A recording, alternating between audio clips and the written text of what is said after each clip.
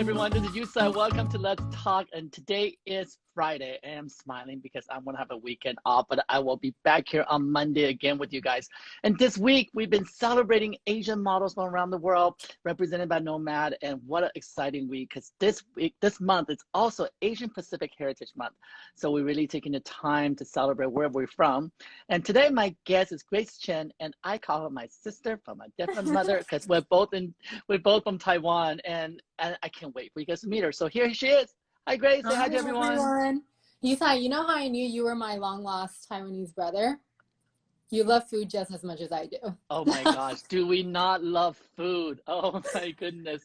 Well, we know how amazing the street food is in Taiwan. In fact, it's so amazing. I had to go back there and make a TV show all about it. So I know. When are you gonna have me on there? You gotta teach me some Taiwanese food. I don't know. I seen your cooking. I'm gonna have to have you teach me. Well, this week, thank you for joining us this week, because this week is so special. And for those out there that just joined us, that this week is Asian Pacific Heritage Week, and I really wanted to make sure we put some spotlight on the Asian community. And thank you guys all so much throughout the week of all the DMs and support. And throughout the week, I couldn't be more happier to be here on this platform, be able to share some of the behind the scenes stories of how the models become successful, and with the help of management and mother agency, what they mean. And it's so incredibly educational to have Coco Rocha joining me on Wednesday. So if you haven't had a chance to look at that video, please do so. She talks about what her passion is, how she has influenced the modeling industry, and really championed for young models to be smart and be confident. And with that, she opened an agency called Nomad, along with her partner, Roman Young. And they together have really done a lot of work to make sure that Asian representation is inclusive in the Western culture. And I mean Western culture because it's not just the US. It spreads all the way to London, Paris, and Milan, and all around the world. So thank you for that amazing service, Coco and Roman Young. So today, we know that I found you through Nomad Management as well. How did Nomad Management found you? Well, it started with my relationship with Roman, actually. When I was young, I never wanted to be a model. I was tall, I was a tomboy. Everyone's like, you should model. I'm like, nah, I'm okay without it. And, eventually it was going to happen. I was shopping and then I was scouted. I ended up in Florida at a live showcase, and Roman was there. At the time, he was president of Wilhelmina, and he actually found me, he scouted me, and he's been nurturing my career for 6-7 years now, and he had a bunch of changes in his career, and at the end of the day, it went full circle, and now he's my mother agent at my mother agency. Oh, I love that. Yeah, like, even though I didn't talk to him for years, or I was busy doing this and that, whether it's school or modeling with my agency in LA, because I've always been in LA, he was always just checking in on me, like, hey, like, don't forget about Grace, like, Grace, how are you doing, that type of thing. And so he literally just like nurtured me from 17 till now, and now I'm 25. Wow, you consider a classic in the modeling industry now. I know, I'm one of those. Actually, what's great thing about the modeling agency has changed so much that people get started when they're 25, when they're 30, they're 35, 40. Age is completely irrelevant now in the modeling industry, and I celebrate that ageism is gone. And we photograph models in swimwear for Sports Illustrated when she's 65 years old. So I love the notion that age is no longer an issue. However, but also, Asian don't raisin, so you really don't know how old Asians are. With a little bit of Botox, we just keep reversing time. Well, honestly, like, I've asked people when I'm on set, and I was like, guess how old I am? Because, people always ask, and I'm like, just guess. I've gotten 18, I've gotten 19. I'm like, really? Those days are over for me, you never sweetie. know. Those days are over for me. I don't even want them to guess, because they started getting older.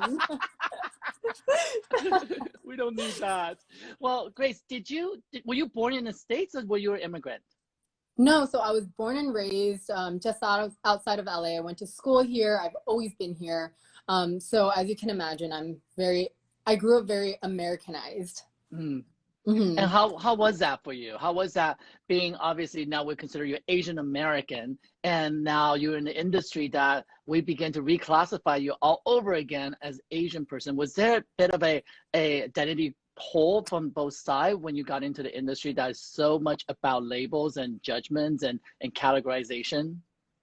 Well, to be honest, I grew up in an area, in a neighborhood that was, there were so many Asians. So I'm used to being around Asians and being in LA where it's such a melting pot of all different types of people. I've never experienced any sort of like negative racism. I know it's more prevalent in the South or the Midwest, but I think when I first started modeling at age 17, that was 2012, the industry had already taken a turn where different ethnicities was something that it was almost forced into every campaign, right?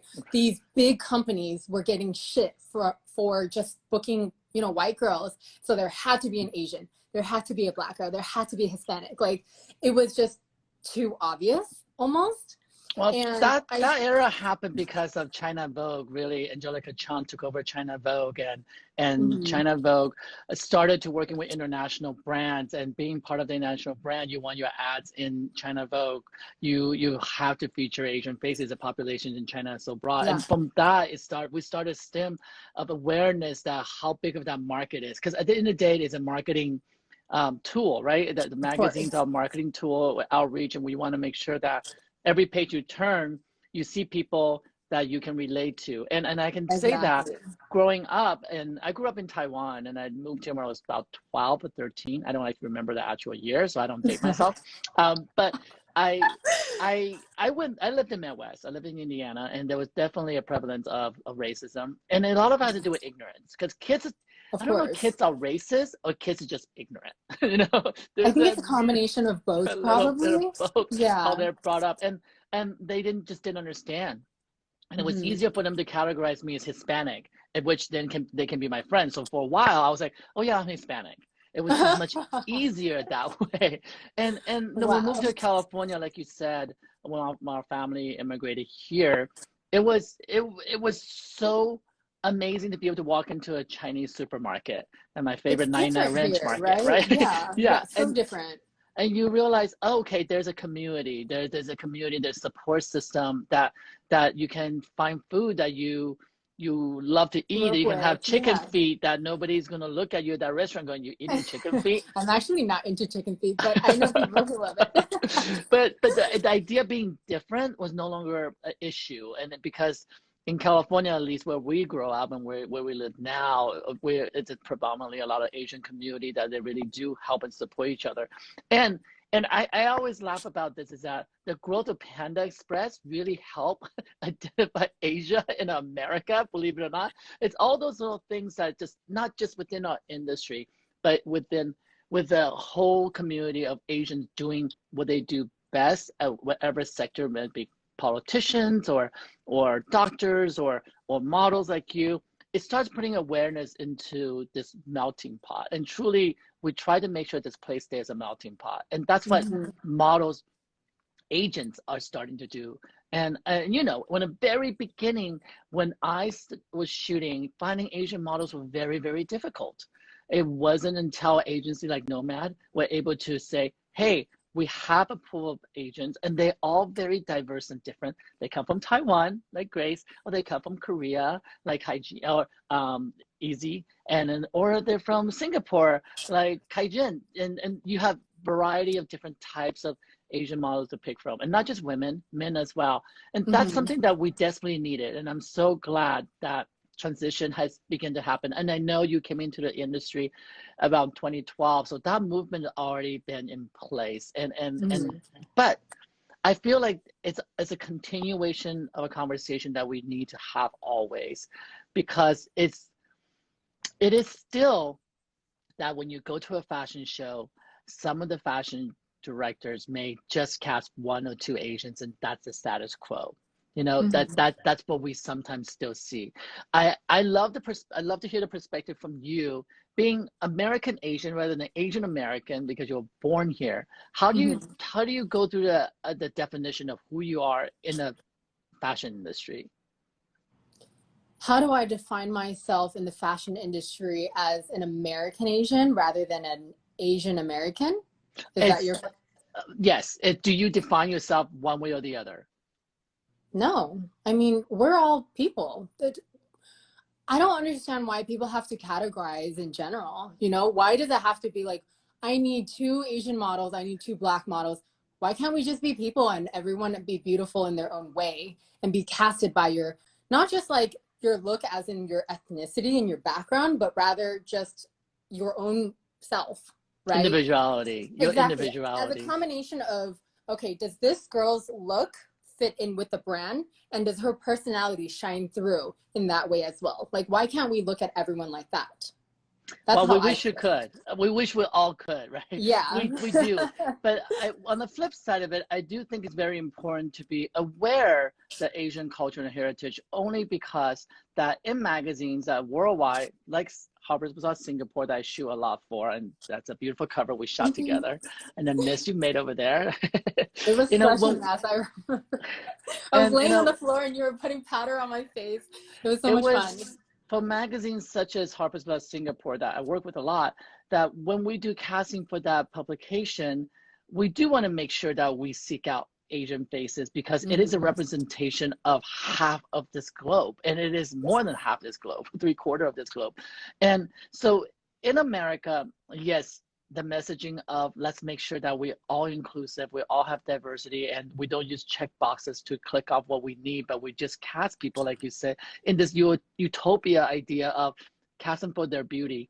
But it is so specifically important in Asian magazine and publications that they celebrate who they are and where they are, and then we do seek out Asian faces like yours to represent this particular issue for Harper's Bazaar Singapore. So it's a conversation that will continue to evolve, and it's a pendulum that will continue to swing from one side to the other, depending on which continent you're in, right? In Yeah. Asia, I'm for sure, when I shoot for Asian publications, I make a point when I work with agencies that this is an Asian publication, and this month we're really celebrating Asian models. And I'll give you an example. I have agencies said to me, this girl is the it girl right now. You got to shoot her. She's from Italy. She's the new whoever, right? And that's irrelevant to me when I work as an Asian photographer for Asian publication. I rather have an unknown that just began and maybe only will run runway show and just trying to break into the industry and put them on covers in the region that makes sense, then continue to everybody always uses Gigi Hadid and Bella Hadid, and that to me is when I feel like our industry whitewashes our opportunity to learn, you know. Well, here's the thing. A lot of these agents are leveraging status, and you know how the industry has really made a turn into like influencer and influence. That is what they're leveraging, and that's what they're trying to sell you, right? You're trying to represent an Asian publication and be proud of who you are, where you come from, and want to share the Asian culture and the beauty of, you know, all these like Asian girls who have never had the chance for exposure, or, you know, you're just trying to take pride in your background. And that is 100% understandable. And when you're looking for something like that, I think, you know, these agents should be a little bit more should respect what you're looking for, rather than pushing, hey, let's like only focus on our big models and make these big models bigger, instead of giving these small developing models a chance for, you know, some sort of exposure or to spearhead their career. You never know what one small job will take them and who will see it. And you know, and it is like there's a constant education for all of us, right? Because we know within an Asian community, in the fashion Asian community, it's so ever competitive. Now, I interviewed Shuju earlier, so if I have Shuju on my runway show who's Korean with blonde hair, for a Westerner might go, oh, well, then Grace and her are too similar. But for us, you guys are very different, because we're Asian. We know that you guys are aesthetically different. You're from different region. But for the aesthetic of the eye of the casting agent, at the time they say, oh, we only need one blonde Asian. We can skip Shuju, or we can skip Grace. But that happens still constantly, and I know that through the casting process. And I hope through these conversations we'll continue to have and celebrate our heritage, is that the fashion industry and fashion community will continue to evolve. And I know it has a lot the last few years to evolve, not in a way of just Asian as a gigantic category, but celebrate each different region. And that to me is true celebration. And if we in different regions, it's okay to say, hey, Grace is from Taiwan, but I want her on a cover of Korean Vogue. Because that's still a conversation that's not happening enough. Mhm. We're still celebrating in our own micro habitat. If we can collectively really celebrate each other, I think that will also help us to spread our heritage and culture and the crossover of different cultures that we have. Hmm. I think it's also people's ignorance in some sense, you know, like a lot of people who don't understand Asians, they see Asian as one people. Like there are so many different people in Asian, like, you know, there's Korean, Japanese, uh, Vietnamese, there's so many different types of people in like the Asian community. And what I've noticed, especially with mostly with non-Asians who are not familiar with the culture, they're like, aren't you guys all the same? Like, what's the difference? Well, I'm like, there's a big difference. but you are very Americanized, and over time, have you found yourself as you get older that you want to learn more about your Asian culture, and how does your family um, upbringing reflect how you feel about being Asian? I think there's a lot of clash, to be honest. You know, I grew up super American. My parents never really tried to push any like super Asian ideals on me. And then when I grew up, you know, I had the opportunity to live with my dad and his parents. And Mm, that's where it kind of hit me like, okay, I don't know anything about Asian culture because my grandma was the most traditional Chinese woman you will ever meet. And I was like, wow, this is what I did not realize, you know? And we butted heads a lot, but it just made me realize, okay, I actually don't know as much about my culture as I should and want to. One of my best friends from high school, she also Taiwanese, had this, you know, one day she was like, I want to learn more about my culture. I mm. want to be better at Mandarin. She upped and just moved to Taiwan, like out of nowhere. She's like, I'm going to learn about myself and my background, my history, and brush up on my Mandarin. And I was like, wow, you know, good job for doing that. And it's something that I've always wanted to learn a little bit more about. I've been so busy with work and you know, it's just one day I definitely will take that trip to Taiwan and just do it all. Well, we'll do it together because I know all the great street Yes, food vendors now since I've been there. please. Would be amazing. But funny you say that you think you're so Americanized, but I got to know you for a while and I watch your work, your diligence, and your tenacity is very Asian. Whether or not you learn to, Yes. you are a I'm truly workaholic. Asian. You are a No, workaholic, I'm a and workaholic. I'm not cheap per se, but I am kind of cheap with my money. Like I'm conservative, the nicer word to say. yes. Yes, because you know, I still grew up with Asian parents and they didn't come, well, they came to America when they were like in their 20s. So they've been here for quite some time, over 30 years now. And so while they are now used to the American culture and we grew up here, they still had that like core Asianness instilled in them that they, you know, taught us growing up, me, my brother, and my little sister. So even though I feel like I'm super American, when you talk to me, you're like, oh wait, you're actually from America? Because a lot of people are actually surprised that I have a super American like tone when I Well, talk. And I remember the first time when I cast you, obviously from your name, I knew you were Chinese origin on one sort, and you weren't going to show up and speak Korean because I, yeah.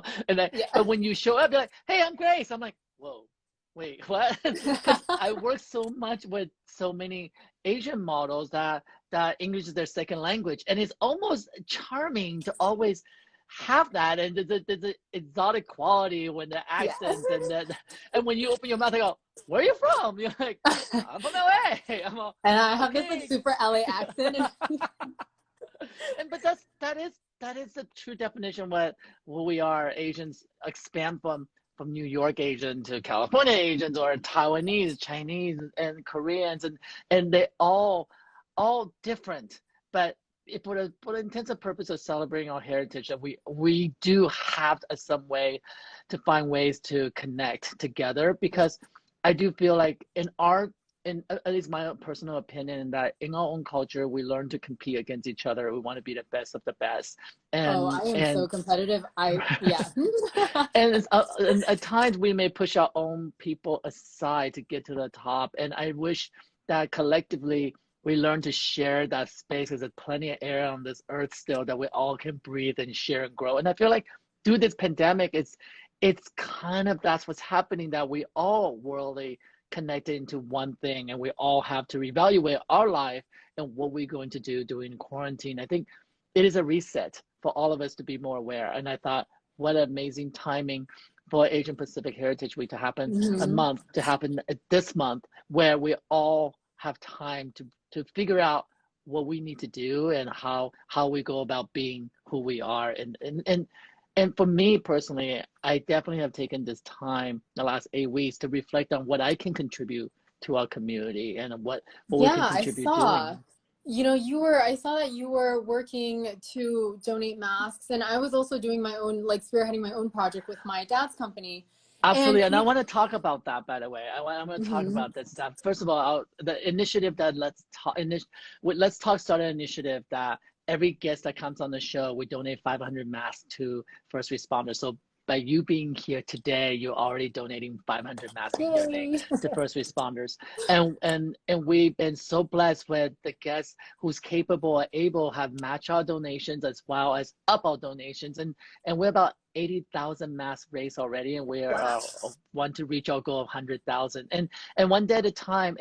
And this is what made me realize that, okay, if I cannot be creating art, I can speak to artists. I can reminiscent on these beautiful, most blessed career that we can have. And we're very lucky and blessed to have this kind of career, making beautiful things and be able to make money and have a lifestyle. And during this time, having to restart all over again, I had to figure out too, what do I do with this time? What do I do with this time of people I know? I know a lot of people, you know, I know all the models and actors and actresses. What can I do with this connection I have? And through Let's Talk, we're able to connect a lot of the people that who have agreed to be on the show and talk about what they're going through as artists and talk about what they want to talk about, frankly.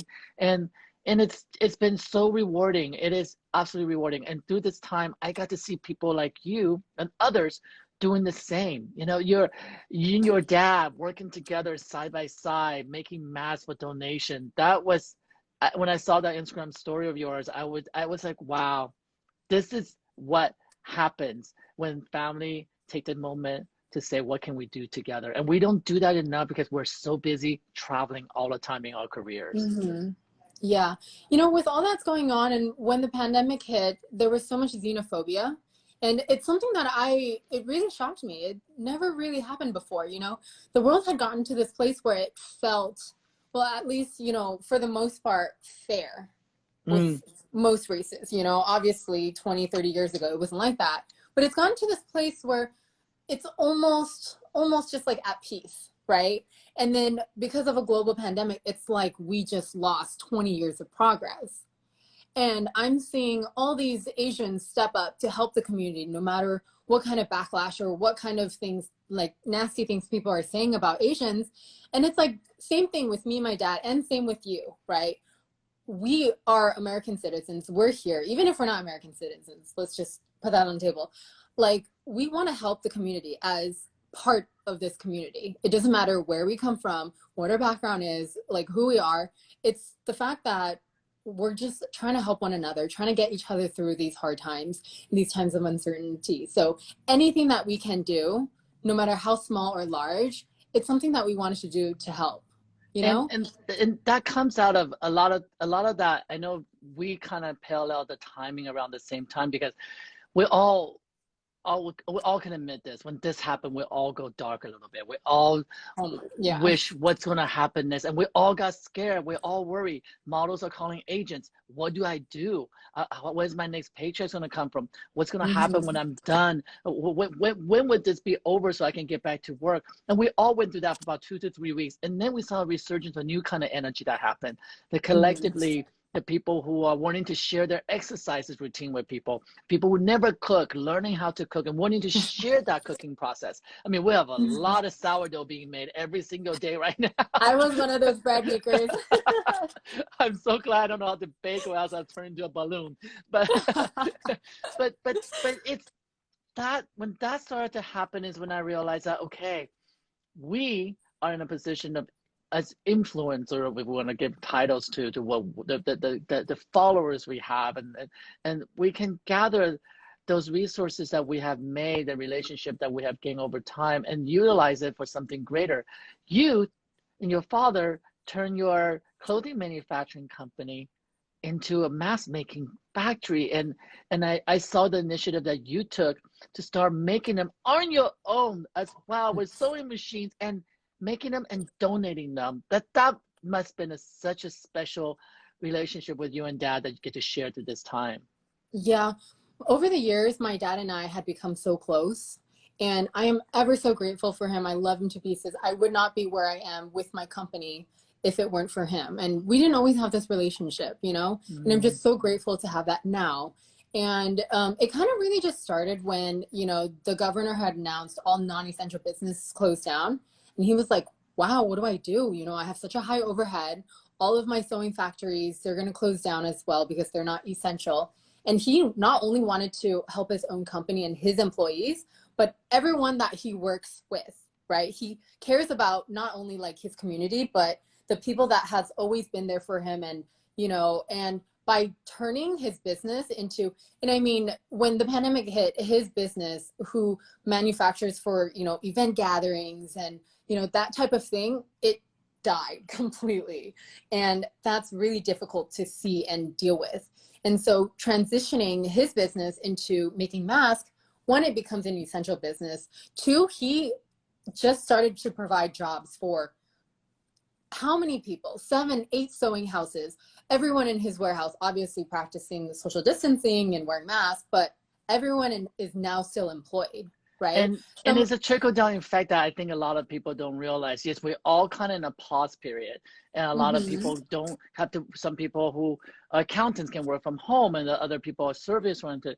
You know, this week I interviewed 6 different people in the food industry, and I learned a lot talking to them, because on the surface, we think, oh, your restaurant closed. Okay, wow, you don't have a business. But what happens when a restaurant closed, like your dad's business, when a manufacturing company closed, the trickle-down effects is grandiose, right? We're talking about the people who make pattern, people who sew, people who delivers the fabric, all those people who we consider essential on a daily basis to run operation are now completely in jeopardy of losing their work, or and it's not just out of the job, it's their concern of how to put food on the table. You know, that is the scariest thing. And when I got to interview the food industry people, then I realized how amazingly they turn their business into food banks. They turn business to kitchens that you donate food, and they'll make the food for the first responders for free. We turn that, and John Buscemi, we know the shoe company, John Buscemi, he owns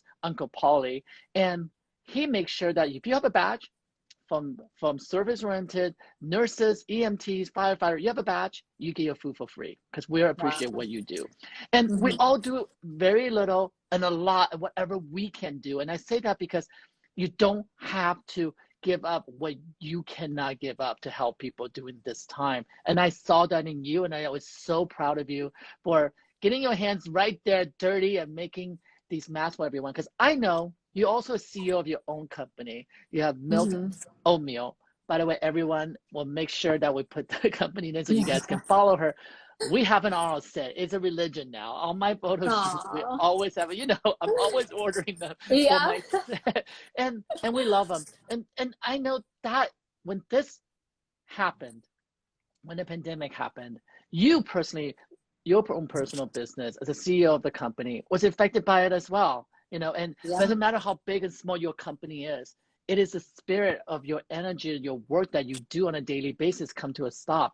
But you chose to focus on the greater good and help others by making masks. That's a true identity of who you are, your DNA. And I have to say, that's an Asian DNA in you. More than anything, you know, when my dad and I decided to do that, and that's his business, and he focuses on that. He's been working more hours, and you know, he's technically a senior. He's already 67, and he looks like he's 50. I'm like, damn, Dad. But you know, that's him, and I wanted to help, so I scrapped up whatever money that I made from modeling, you know, like amount that I thought was good.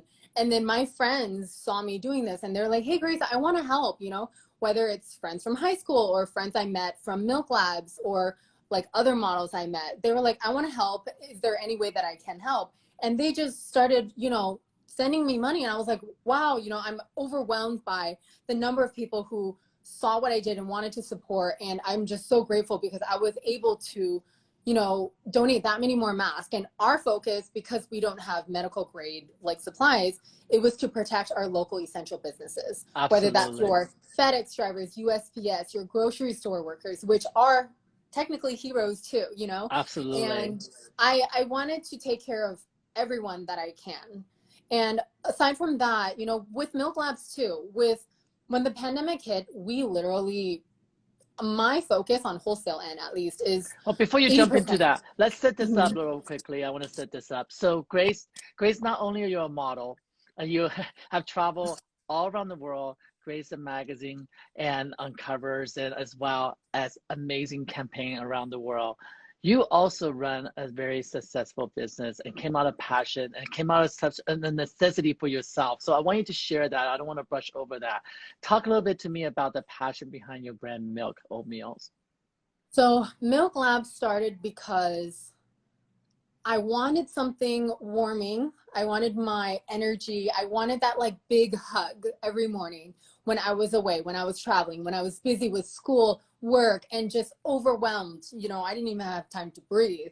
And that is one thing that I had with me every single day when I was in college, whether I was, you know, traveling in London or Paris or wherever.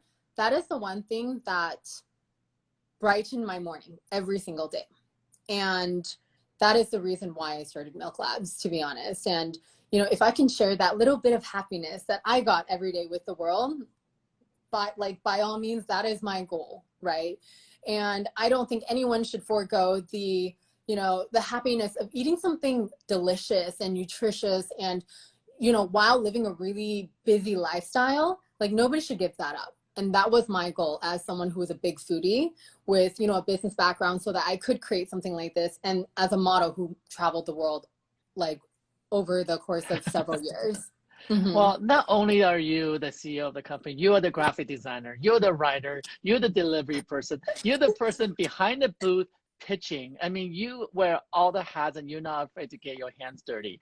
And that is your DNA from your mother and from your mom. This You know, is your training right this there. is my back. I had one on the table. So this is it, the oatmeal. It's absolutely delicious. But what I love about it is that you really truly take that on as your baby, and you work really hard at it. You didn't. So how do you find that balance between modeling and running a company? Well, it's not easy, but because of how passionate I am about it, I probably work more hours than most people. Again, an Asian thing, but I truly, truly love what I do. I wake up at 6:30 every morning, sometimes even earlier, and I work 7 to 6, right? And I don't even need a break. I don't even want a break. It's something where when you truly love what you do, it's not like you're working. It doesn't feel like you're slaving away every single day. It feels like you're just living your life, doing exactly what you want. And that is what has always pushed me through. You know, I love my work balance of Milk Labs, and then occasionally being out of the office on a photo shoot or flying out and then still working Milk Labs at night. Like, I love it all. And that's why I do all of it.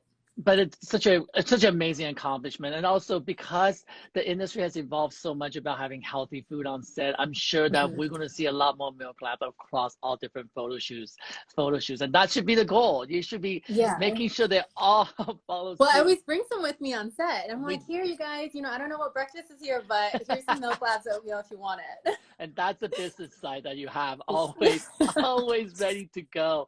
And then now let's transition into what you're talking about now that you have your own company going, and now the time to give back is now that you starting to take your own earning for modeling and combining it with the donations and start making masks, and then combine with your father's background in making clothes. How does all this culminate together, and what do you see in the future? Well, going back to what I was saying, with working with my dad and doing anything that we can to protect our community, I also wanted to congratulate and thank our community for their hard work. So we took care of our local essential businesses, right? But I also wanted to thank all the hardworking first responders working day and night to, take care of all the COVID patients and just things like that. And when the pandemic hit, I was on track on my 3-year goal, and I was going there, and I was so excited. I had so many like leads in the pipeline. I was like, yes, this is going to be my year. And I went from getting dozens and dozens of orders every day to it almost non-existent overnight. And that was extremely scary and took some time to get used to it, because being the workaholic that I am, taking that work away from me, I'm just like playing with my thumbs every day. Like, what do I do?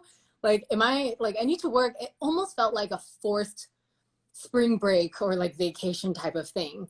And I wanted to stay busy. I wanted to help out. I wanted to do anything that I could during this time where, I'm not as busy, and I had the opportunity to find the time to do so. And with Milk Labs, I had to take a huge shift from focusing on wholesale and doing more business to consumer. And what better way to do it than bringing some awareness and allowing others to help the cause and whatever initiative so what we did was, you buy, we give. For every oatmeal cup sold, right, we would donate a cup. And it was over the course of, I think it was like 5 or 6 days. And I had the response from it. It was amazing. People that I hadn't spoken to since like middle school, high school, they were supporting. I was like, where have you been? And then people from all over. I am so grateful for everyone who, participated, not because, we weren't really making money, because we're donating everything that we're getting. And we were able to donate well over 1,000 meals to 4 different local hospitals. That's amazing. Congratulations. Thank you for doing that. Thank you. Yeah, Thank you for doing that. And truly, because, all our means are different. Each individual people's means are different. I too follow that same philosophy as you. What can we give? And I do think you have to take care of your family first. You have to take care of yourself first before you can take care of others. We look into our own business structure. You've been to my studio, my infrastructure. I have a lot of overhead as well. But I couldn't just close the door and said, everybody go home. So we created a space, a safe space, like, let's talk. This is not on me, on my own. I have my graphic designer still working around the clock, creating the graphics every single day for different guests, researching who the next guest is going to be, trying to book new guests, and constantly doing research on who we should have on the show. And through this time, it's not easy for everyone. And it's not for everyone who can come on IGTV and share their emotions and thoughts and passion with people, because we all share in a different way. But one thing I do know, that all of us collectively have one thing in common, is that wanting to give. And so it's so good to hear that, you gave an opportunity for people to give. And that's what I find the most throughout this time, is that people want to give, they just don't know how. And by providing an opportunity to do that in return, able to feed over 1,000 people, that's resoundingly beautiful. And truly, truly. Giving is not just like donating money or giving a meal or anything. It's even, considering all that's going on in this world, I think giving is even just being patient, having empathy, and maybe just like the smallest act of kindness. And Absolutely. that, I could have done everything just on the back end really secretly and not shared anything. But the reason I wanted to share all that I was doing is not for praise. I don't need that. It's more so I wanted to spark a fire and maybe like influence. And you did. Anybody in this world. And you did. And do that. And I'm proud to say that influence not only come from you, but it come from the Asianness in you. And it sounds so funny to say that, but we do at this time look for something that we can, more importantly at this time than ever, to look to something that we can look at and see and say, that could be me. And what you do, whether you know it or not, Asian American or American Asian, it doesn't matter, but you, the way you look, the aesthetic who you are, the confidence who you are, the CEO person that you are, the model that you are, is making all those influences on people. Funny little stories of going to shop for your dad, getting banana, inspires people to do things for their family. And that's one thing that I have learned through this process too. And I've been on this show for about 2 months now. And every day I learn something new, but there's a commonality that I have learned and taught myself over the last 8 weeks is that be kind. Just simply be kind. And I'll be honest with you, Grace. When I started doing Let's Talk, it was frustrating. Guests are saying no. People didn't want to talk to people. I thought, come on, you're my friends for 20 years. Why wouldn't you come on here for me, with me, help me to build awareness? Then I had to learn to be kind and give everybody their room the way they need to go through this period of time. And this may be my format that makes me feel okay and get up and put a clean pair of pants on and brush my teeth and brush up my eyebrows and shower. But that may not be for them. And they, however, champion to help in different ways. And I had to learn that. I truly had to learn that because it was disappointing at first. It was hurtful at first on some of the people who say no to me.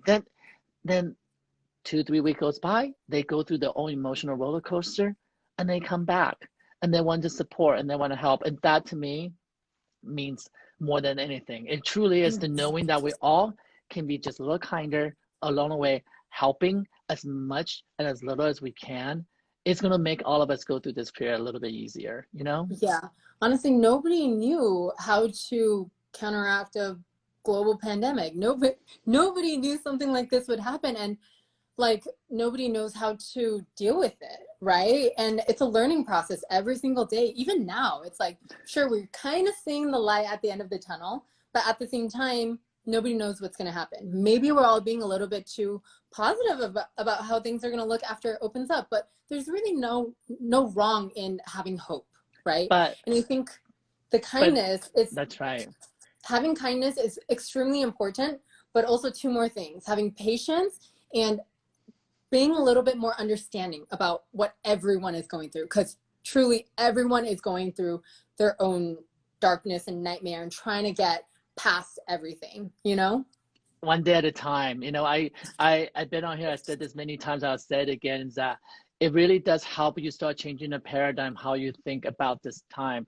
Stop asking about what I should do next, what's going to happen tomorrow. Think about what you're doing now, because the present, being present, it is so ever important. And that could be doing your TikTok present, or do something that's giving back that's present. It's what's present, what's in front of you. You're in front of me now, Grace. This is the time I give you, and this is the time you give me. Being present and not worry about what's next right away, but really appreciate what's present. I think that's what I begin to see with people, and that's what I'm really proud to see, that with being present, then you're wanting to share. Because if you don't think about what's happening now, you're not going to share this moment with anyone. You're just jumping on to the next thing already. And that's something that I'm learning through this process as well. It is not easy, and we know, but along the way, if we can be kind and smile a little and, and laugh a little and reflect on some of the most beautiful time we spend with your friends, like this amazing cover shoot we have done together. And that will bring an energy forward to be more positive. And that's what I hope for through this time. And truly. Absolutely.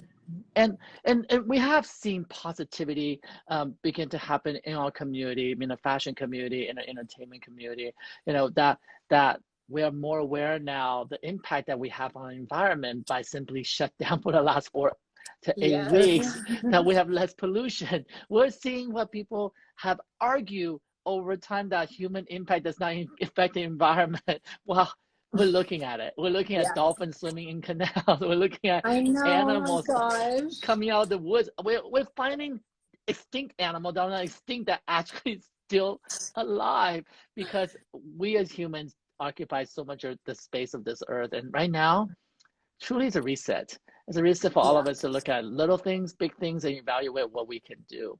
Well, I can't wait for the modeling industry to really come back, just so I can be with you on the set and shoot together. And you're such an inspiration to, you truly are such an inspiration to so many out there. I see you on Instagram Live, and I'm so proud of you being a CEO of your own company, and not let this time take away the resilience in you, and just continue to move forward. That's what we do.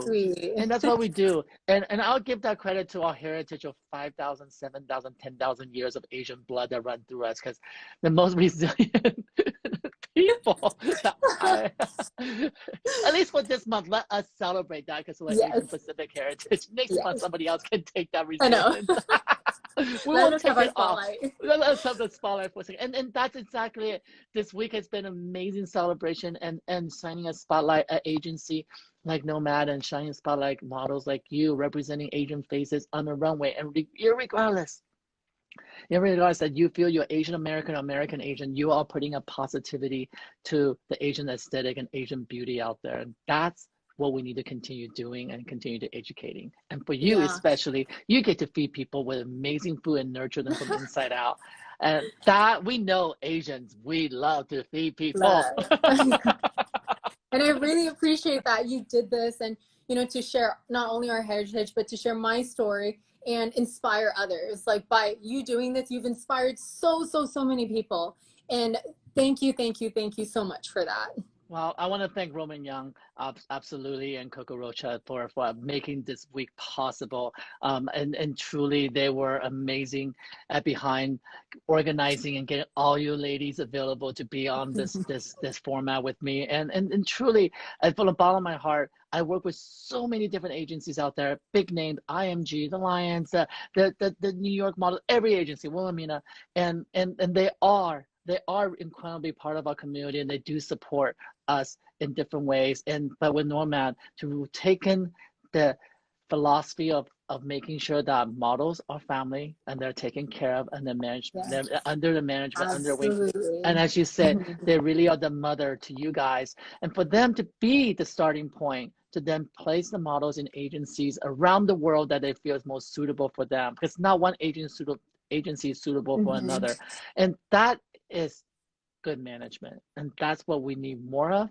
And I know we focus a lot on the Asian Pacific heritage, but Nomad represents models are non-Asian guys. The thing about Nomad and that entire team, it's not just so with a lot of girls, maybe their experience with an agency is like, okay, they're just my modeling agency and that's it. Like, you know, there's nothing more to it. But with Nomad and with Roman, I truly, like, I tell him all the time, you're like my actual mom. You know, when I booked my first show, walking for Marc Jacobs, I was there from 11 a.m. to 5 a.m. for the fitting. And Roman was walking around Times Square at the dead of night waiting for me. Like, who does that other than your mom? Right? They do. I owe him so much. I love him so much. And they are your therapist. They're, you know, your family. They're someone that you can consult with every part of your life. I talk to Roman about everything. And it's something where to have that kind of support, it really helps.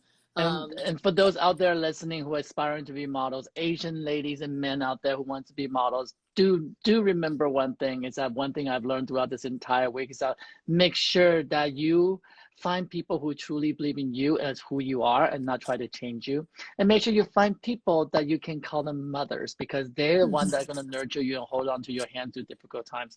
Modeling may seem fun, but it is quite difficult when you travel and you need that little heart with you, that you need that warm heart with you. You can call Grace and she'll send you some oatmeals wherever you travel, because that's what we all need. Just a little bit of love from every different direction to support us through this journey. And thank you again, Grace, so much. And thank you, Nomad Management, for making this week possible. And I thank the Asian community out there to continue to remind me I'm Asian every single day. And I say that in a funny way because when I was younger, I'm sure you went through this as well, Grace, that we try to run away from who we are when we look in the mirror. But now I can tell you that I am more proud of being who I am and authentically live as Asian as they want me to be, or however I want to be, and I'm proud of it. And that's what this month is all about. Well, thank you. I will see you again soon. Thank you for having me on. And tomorrow morning, guess what I'm having for breakfast tomorrow? Oatmeal. I'll join you. Well, thank you everyone so very much for this week. Really, this is such an incredible week. Of all the talks I had for the last 8 weeks, this week has been so ever special. And just the fact that I can be here and talk about Asian Pacific Heritage Week month and be able to celebrate with these beautiful, lovely ladies over the last 5 days and be able to really put some spotlight on how different each one of the models are and the different causes they bring and support and how much effort they're continue doing to make sure that Asian awareness is out there every time they hit the runway to the pages of magazines. And I am so proud to say this is my community, and I'm so proud of my community to continue to support each other. And along the way, globally, I hope that we all find more inclusion and more support from all directions. Until we see each other again, I'll be back on Monday. And next week is super special. We have super models, superhuman. 5 amazing, gorgeous, beautiful models who are also giving back to the community in their particular ways that you would inspire you. I want to share that story with you guys. We're going to start with Kay Upton. We'll have Lily Aldridge. We have Alessandra Ambrosio, Ava Hamina, and we also have Tony Garn, who's going to be with us. Each one of them are doing so much to give back to the community on an everyday basis, not just because of COVID. So that is a spotlight we're going to put on them. I'm going to share that story with you. So until then, guys, stay safe out there and stay strong, and let's keep talking and put a smile on your face each day. Have a great weekend.